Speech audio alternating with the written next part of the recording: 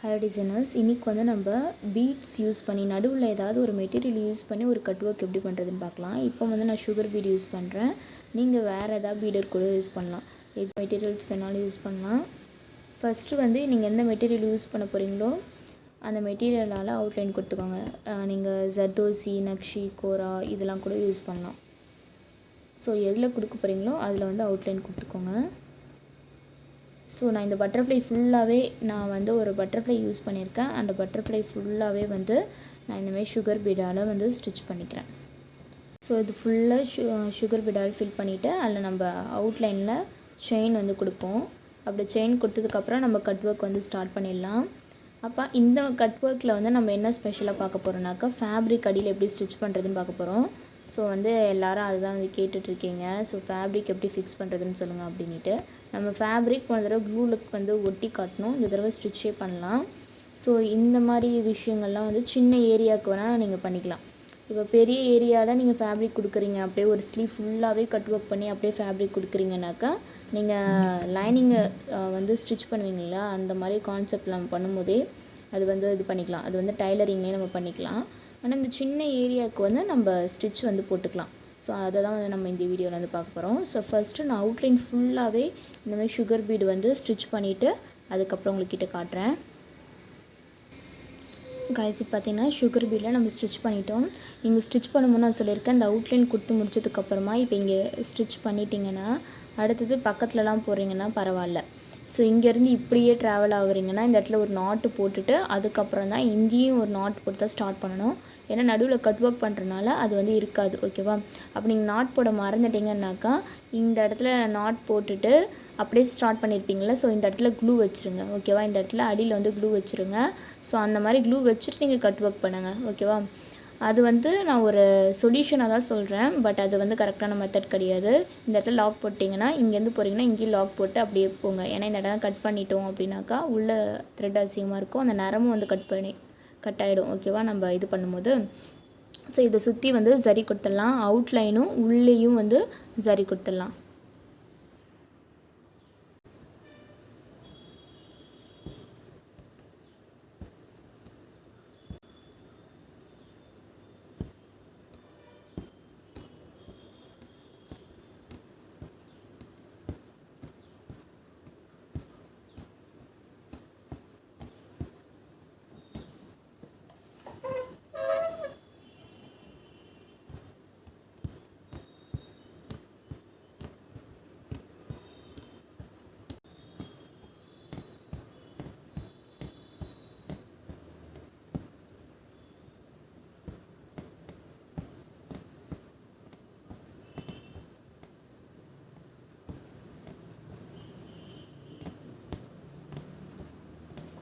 So இது ஃபுல்லாக நம்ம அவுட்லைன் கொடுத்துட்டு பார்க்கலாம்.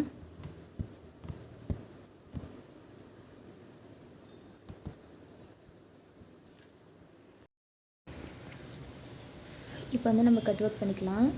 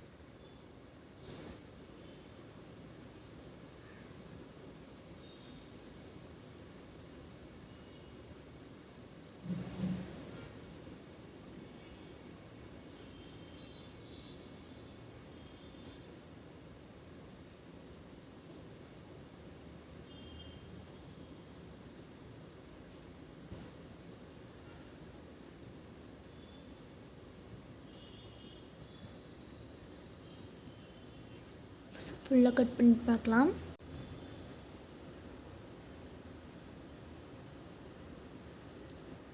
வந்து கட் பண்ணி வச்சுருக்கோம். ஸோ இப்போ இதுக்கு அடியில் வந்து ஃபேப்ரிக் வந்து ஃபிக்ஸ் பண்ண போகிறோம்.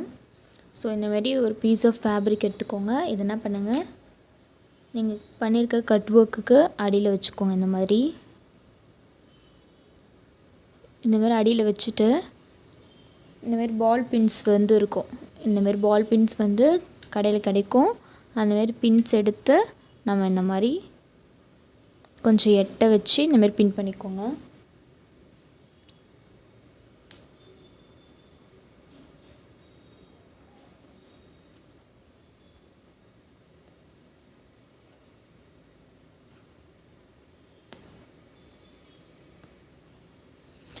பின் வந்து கொஞ்சம் நெருக்கமாகவே பண்ணுங்கள், ஏன்னா இங்கே எந்த சுருக்கெல்லாம் வரக்கூடாது அதனால். ஸோ இந்தமாரி ப்ராப்பராக பின் பண்ணதுக்கப்புறமா நம்ம இதை சுற்றி ஒரு செயின் போட்டுக்கலாம்.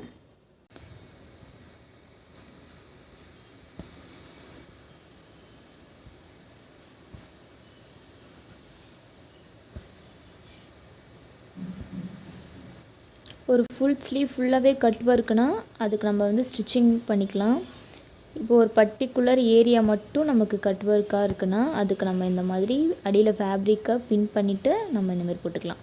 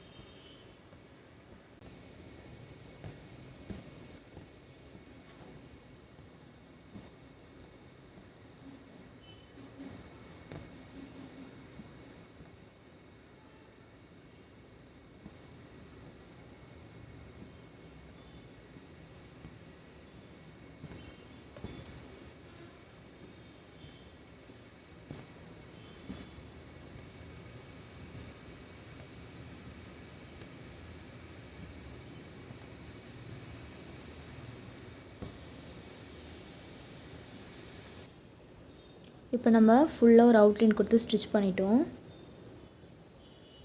ஸ்டிச் பண்ணிவிட்டு நம்ம லாக் போட்டுக்கலாம். ஓகேவா? இப்போ வந்து இந்த பின்னெல்லாம் ரிமூவ் பண்ணிவிட்டு நம்ம கீழே இருக்க அந்த எக்ஸ்ட்ரா ஃபேப்ரிக் வந்து கட் பண்ணிக்கலாம். இப்போ பார்த்தீங்கன்னா நம்ம பட்டர்ஃப்ளை வந்து இங்கே ட்ரா பண்ணி வச்சுருக்கோம். இங்கே வந்து இவ்வளோ எக்ஸ்ட்ரா ஃபேப்ரிக் இருக்குது. இதை வந்து நம்ம கட் பண்ணி எடுத்துக்கலாம். ரொம்ப ஒட்டை கட் பண்ணாமல் கட் பண்ணி எடுத்துக்கோங்க.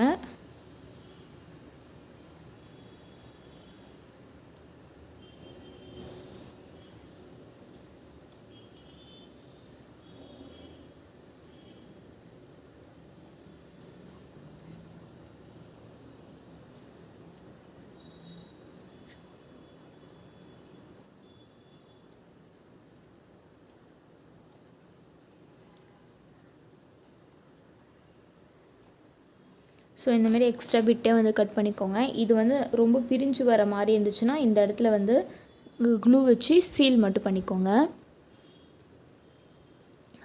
ஸோ இதில் வந்து நம்ம அதுக்கப்புறம் லைனிங் வச்சு தான் எப்படி இருந்தாலும் கண்டிப்பாக ஸ்டிச் பண்ணுவோம். ஸோ லைனிங் வச்சு ஸ்டிச் பண்ணும்போது இது நமக்கு வந்து தெரிய போகிறது கிடையாது. ஸோ வந்து ட்ரை பண்ணி பாருங்கள். இப்போ நம்ம பார்த்த கட்வொர்க் மெத்தட் பார்த்துருக்கோம். இது 3வது மெத்தடு. இதில் வந்து ஃபேப்ரிக் எப்படி ஸ்டிச் பண்ணுறது அப்படின்னு பார்த்துருக்கோம். நடுவில் நம்ம ஒரு மெட்டீரியல்ஸ் கொடுத்து வந்து ஒர்க் பண்ணியிருக்கோம். ஆல்ரெடி சொல்லியிருக்கேன், இதில் வந்து நீங்கள் எந்த மெட்டீரியல் வேணாலும் ரீப்ளேஸ் பண்ணிக்கலாம். இதுதான் வைக்கணுன்ட்டு எதுவுமே கிடையாதுன்னு, எந்த மெட்டீரியல் வேணாலும் ரீப்ளேஸ் பண்ணிக்கலாம்.